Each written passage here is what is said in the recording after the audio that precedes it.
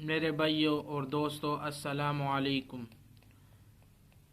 قیامت کے دن، حدیث نمبر 29 میں قیامت کے دن بعض تاجروں کا حشر فاجروں کے ساتھ ہوگا۔ بسم اللہ الرحمن الرحیم۔ التجار یحشرون یوم القیامت فجارا الا من اتقى وبر وصدق۔ التجار یحشرون یوم القیامت فجارا الا من اتقى وبر وصدق۔ ترجمہ: قیامت کے دن تاجروں کا حشر فاجروں کے ساتھ ہوگا، مگر وہ تاجر جس نے پرہیزگاری اختیار کی اور نیکی کی اور سچ بولا۔ تشریح میں کچھ ایسا کہا گیا ہے۔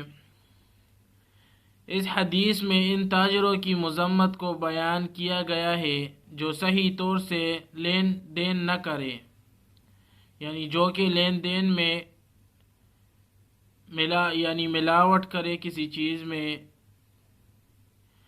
مگر ان تاجروں کو اس سے مستثنا فرمایا گیا۔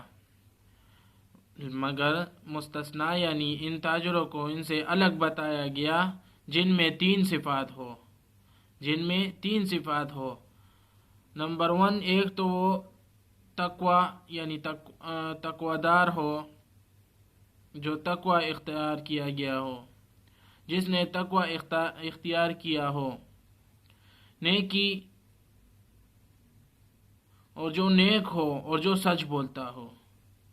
اگرچہ تقوی میں بقیہ دونوں صفات داخل ہو گئے تھے، اگرچہ یہ پہلا قسم جو تقوی ہے اس میں یہ دونوں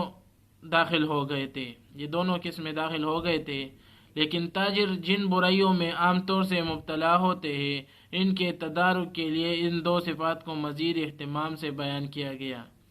یعنی تاجر جو بھی کرتے ہیں وہ ان دونوں میں مبتلا ہوتے ہیں، یعنی سچ نہیں بولتے اور نیک نہیں ہوتے، تو ان کو جھٹلانے کے لیے ان دو صفات کو مزید اہتمام فرمایا۔